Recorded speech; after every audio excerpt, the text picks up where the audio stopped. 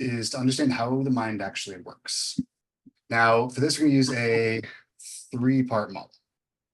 Now, somewhere in the core here, there's this consciousness. This is you. Right? There's a conscious you, there's an aware self. So somewhere within your consciousness, there's a you. There's a core you. It's aware, it's observing, it's directing your focus, your choices, and this is who you really are. Right? This is your CEO, the driver. And when you're in charge, this is the version of you that's clear, focused, curious, creative. You're responsive instead of reactive, and you can navigate challenges. They clearly make decisions, and this is the version of you that we want to really let shine through. Mind just give me a quick sec, just someone to silence my notifications. My ex-wife is texting me and it's just getting me off track. If you don't mind. No problem. Right, thanks.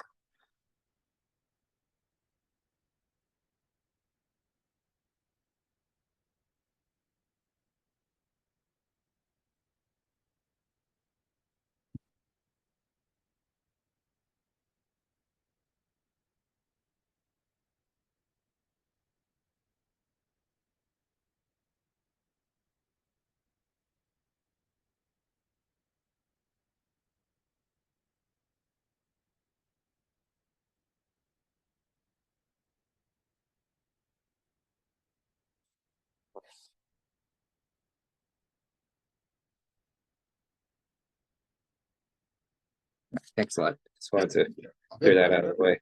No worries. Good to go? Yeah. Okay, cool. So this is you. At the center of this all is you. It's that spark. It's the same you. It's always been there.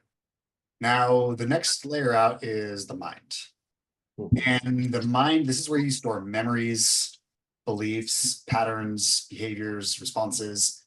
And your mind is a very, very powerful processor. It allows you to learn and think and reason and create and imagine. But it has this tendency, you get pulled into loops. And you may get charged thoughts and emotions that create stress and self-doubt and scarcity. And when it's cluttered with these mental charges, we're going to get into it. It's like trying to drive with mud on your windshield. You're fighting against yourself, you're white knuckling through the day. And within this mind here, and you've got your conscious up here. And your subconscious. The conscious is where thinking, kind of the main experience tends to happen. And it's about 0.01% of your overall brain power. Subconscious is 99.99%. Everything's going on down here. It automates millions of processes. Most of the things you do are completely on autopilot. This is where your stored memories and emotions and all these things exist. Now, some of them are useful. Some of them help you get what you want, and others not so much. So we're going to be exploring more about how to get rid of these. Now, the third piece to all this is outside of all this is your body. All right. And now the body, this is how you sense, you move through the world, you speak, you act. The body is actually how you experience life. And the choices that you make are implemented through your body, and it all comes from the mind. Now, your body has its own wisdom, it has muscle memory, and there's a lot of stuff that you can tune into, but it's also where we feel the effects of the mind.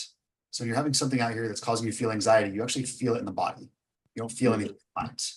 When you're feeling good, when you do something good, you're feeling proud of yourself, you feel it in the body. So the body is where we actually experience everything and notice everything. We feel anxiety, heaviness, exhaustion, overwhelm, and that's all that. So here's kind of the three parts, right? There's the you, the mind, and the body. Now here's how it fits together. So your consciousness here is in the driver's seat. Switch to that. Your consciousness here is in the driver's seat. Nope, let's go red. All right, so consciousness here is driving the show. It's setting the course, right? That is in the core of everything that's coming from. And now your mind is feeding the stream of information and suggestions based on the past. Because we're not born knowing any of this. We're born knowing how to cry and poop, basically, is all we know how to do. So we have experiences, we learn from those experiences, and now your mind is trying to predict the future based on the past. Mhm. And again, some of them are helpful, some of the things you've learned are useful, some not so much. So this is what lets you navigate, though, right? You have a roadmap, you have an operating system that's kept you alive so far. Because remember, the brain has one job, which is to keep you alive. That's all it cares about ultimately, is just keeping you alive so that you don't get eaten by a predator and pass along your genes. This is why social stuff, survival, reproduction is such a big deal. It's really all your brain cares about. With me so far? Yeah. All right, awesome. Now here's the tricky part. The consciousness feels like it's in the driver's seat, right? We feel this is where we really, really feel as us, but most of this is on autopilot. Remember, 99.99% of stuff that we do is on autopilot, stored through these charged, these memories, these experiences, these subconscious beliefs. And so a lot of times we think we're making a rational, logical decision, but you're actually being hijacked. You're being hijacked by some bullshit that happened 20 years ago, or something that's useful. But this is where, you know, if you're a 5-year-old had an experience that left a imprint or a traumatic memory, and now that belief that is running the show, you basically got a 5-year-old running the show. And I think kids are absolutely amazing for a lot of reasons. They're pure, they're innocent. There's some of the highest creativity that you'll ever find in human beings exists in children. But like logically speaking, they're kind of idiots, right? They don't know how to like logically interpret events and make sense of it. So they'll create these like fantastical, crazy interpretations. Like, for example, somebody at school was mean to me, therefore nobody likes me and everybody hates me. Like, that's crazy, right? But that's how a 5-year-old brain thinks. And a lot of the stuff here you got in your operating system was the interpretations or the conclusions of a 5-year-old. Make sense? Yeah. Cool. So every experience you've ever had has been recorded by your mind, including the emotion that went along with that experience. Now, emotions if they had a strong emotional charge to them, there was a lot of emotion associated with an experience, then it makes a big imprint. So, draw a new mind over here. So a very strong emotion with a lot, or very powerful experience with a lot of emotion makes a very strong imprint. If it was good, which again is interpreted for survival, if the brain was like, this was good, this was helpful, then what happens is it feels good, you get reward chemicals, the brain literally rewards you and says, this is good for survival, do more of this. And the more emotions you get, the more good feelings you get from it, the more important the brain believes it is. Alternatively, if you have a really negative experience, really powerful, such as you got rejected, the brain says, this is bad for survival, I'm gonna get kicked out of the tribe, I'm not gonna get to reproduce, I'm gonna get eaten by a tiger, and it's a matter of life and death. Therefore, it places a lot of importance on that experience, puts a lot of emotional baggage with it. And the biggest ones, the ones that make the biggest imprint, are the most likely to get reactivated later in life. So when you encounter a situation that reminds you of that original experience, you're reactivating this big red flag that says you're going to get eaten and not pass your genes along. So for example, let's say you got bit by a dog when you were little. And in your mind, so let's say you have a memory. So the brain thinks in pictures. Everything is an image in the mind. Right? If you think back on a memory, if you think back on your best and your worst memories, if you think back to what you had for breakfast today, if you think back to your first crush, everything's a picture. There's an image in the mind. And so let's say you had a negative experience. You got bit by a dog. Oh, sorry, my mom is asking me something. Sorry. No worries. Sorry. Thanks. Mom, I'm on the phone. Where's Taya? She's at their house?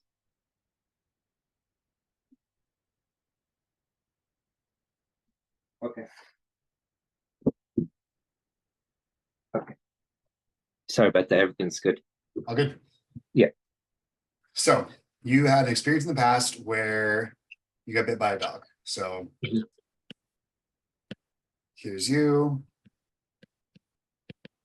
You're walking down the street, you're smiling, even though your eye looks like that, it's all good. And you're walking down the street, and all of a sudden you get bit by a dog. It's supposed to be a dog. It's like a Mickey Mouse Wolverine dog. I don't know. It's a retarded dog. So you get bit by a dog. Dog bites you in the arm, And your mind immediately records all the details of this experience. The pain, oh, my arm fucking hurts. The embarrassment, like let's say your friends are over here watching and they're like, oh damn, you get bit by a dog, shit, that sucks. They're over here, so now you're embarrassed. Yeah. And so immediately your brain takes all that pain, all the stuff, all the negative, and says, this memory is bad, negative, bad for survival. This is really, really bad. And it takes this entire memory and associates that negative feeling with it. And so now, fast forward to today, you're walking down the street, you're minding your own business. So now you're walking down the street, minding your own business, you're still happy, your face looks a little more normal now. And you're minding your own business. Now this cute little puppy, who the fuck that is? Cute little puppy. It's supposed to be a puppy. Cute little puppy comes up, wagging its tail. And what happens though? Before you can even consciously register what's going on, right? Before you can think, oh, cute puppy, I like puppies, your brain looks for reference experience. Because remember, we're always trying to predict the future based on the past. So your brain says, what do I know? How can I predict? What do I know about this experience? And it flashes back and it goes, oh, I remember. Dog. Should make this red. Your brain flashes back and says, ah, that's right. Dog equals bad. This whole scene equals bad. Bad feelings, bad emotions. And all of a sudden you get the surge of fear, your body recoils, you freak out. And even though your conscious mind up here, or your brain knows consciously, like the puppy is harmless, in that moment, you're not reacting to the puppy in front of you. You're reacting to this memory, this emotion from your childhood from a long time ago that tells, and again, if we go remember this model here, your conscious and your unconscious, which is more powerful? Got 0.1% fighting against 99.9. This always wins. Right? The unconscious always wins. So this is why you can logically know, go to the gym, I should go approach that person, I should not eat the cheesecake. You can know these things logically, and yet your unconscious is running the show and you'll do different things based on all these different memories. Now, we've got hundreds, thousands, maybe tens of thousands, millions. I have no idea what the number is. It's a lot. We have a lot of these memories shaping our thoughts and emotions and reactions. It's all running under the surface. It's running in the background. In the same way that you don't have to see how your computer works and your operating system works, it just works. Your mind is doing the same thing. And as you get older, the more intense the event, the more intense the emotion, the more distorting its influences. So now you're walking through life and you've got all these memories distorting your perception. Oh, there's that, there's that, there's that. That happened, that happened, that happened, that happened. And now you're walking through life with like drunk goggles on, basically. You're just not seeing things clearly for what they are. You're seeing things through these lenses of all these distorted perceptions. And sometimes you'll see a threat. This is why we get anxiety for no reason. Your brain will see a threat when there's not a threat because it's remembering the time that there was. So this creates self-doubt, causes us to play small, maybe lash out in anger or collapse, or look for like external validation to feel better, for quick fixes. So this is what's going on. This is the source of all your problems, everything in their life that's not going the way you want it to go, everything you don't have that you do want. This is what's going on with all of it. So if you want to get back your natural clarity, your confidence, your creativity, the most authentic version of you, you got to identify and get rid of these distorting lenses one by one. We need to backlog. We need to backlog all the stuff that's in there, all these charges, so that you can just be present with clear eyes right here. And so that's what this is about. That's what this entire course is about, is really, really just getting rid of this stuff that's in the way so that you can allow more of yourself to come back. Create a vision. We'll get into the tactics. We'll get into some very cool communication stuff. We'll do some very, very high level stuff a little bit later. But with all this stuff in the way, none of it matters. You can know all the how to do. You can know exactly what to do. In fact, you probably do know what to do. Maybe you're just not doing it at the level that you could be. Although you specifically, you're crushing it already. I don't know, like 2 weeks in. So speaking, like we know what to do. We're just not doing it. A lot of people who may be watching this recording in the future. So to really wrap our head around this, right, we're going to make a map. We're going to get a map of all the stuff that's going on. And there's a spectrum. Right?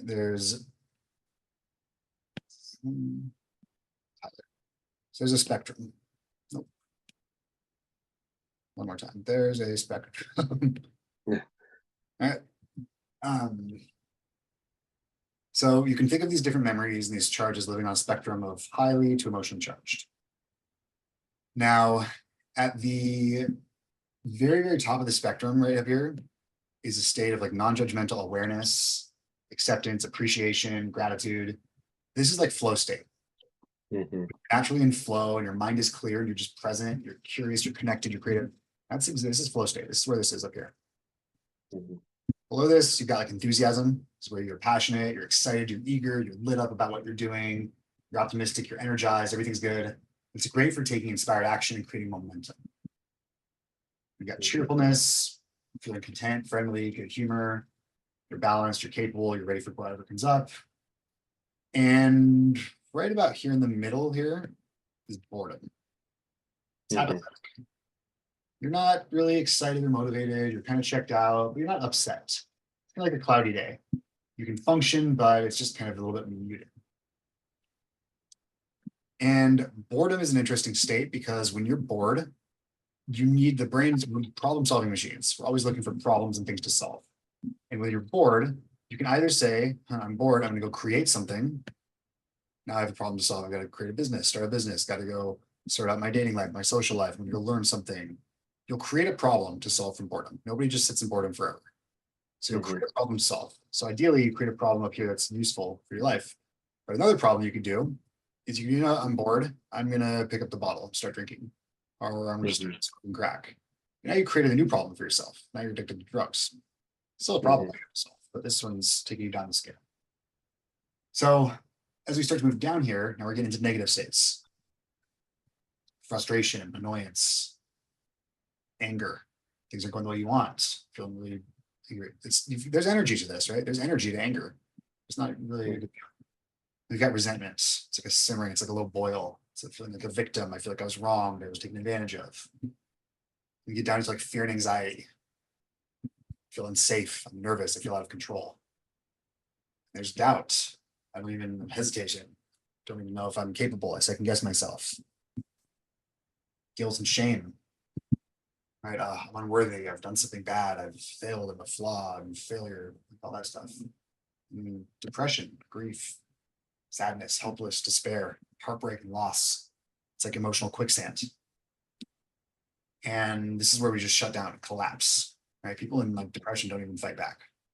Right? Somebody fight back. Some people in depression just sink into it. And even basic functioning is a challenge. And the further down you go, the stickier it gets. The deeper you go in, the lower your energy, the lower your capacity for action. And you go far enough down, and you're just dead, right? Like, big reason, yeah. So there's a scale. And the idea is we don't want to just live in this blissed out state up here all the time where you never feel anything negative or you never feel sad or anything like that ever again. Because there's a reason for emotions, right? If you lose somebody important to you or something, like you want, like some emotions are a natural part of life. And you actually need to experience the low ones, at least temporarily, to appreciate the high ones. Because if you were just like blissed out in ecstasy all the time, you'd get bored of it very, very quickly. Actually, you normalize this. Right? If I lived up here all the time, I'm just like, everything's amazing all the time. You actually get bored of it. And you actually find yourself down here in boredom and you create some sort of new problem for yourself, right? So there's actually,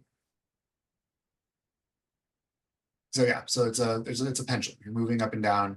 And the idea is you want to spend more time up here than down here.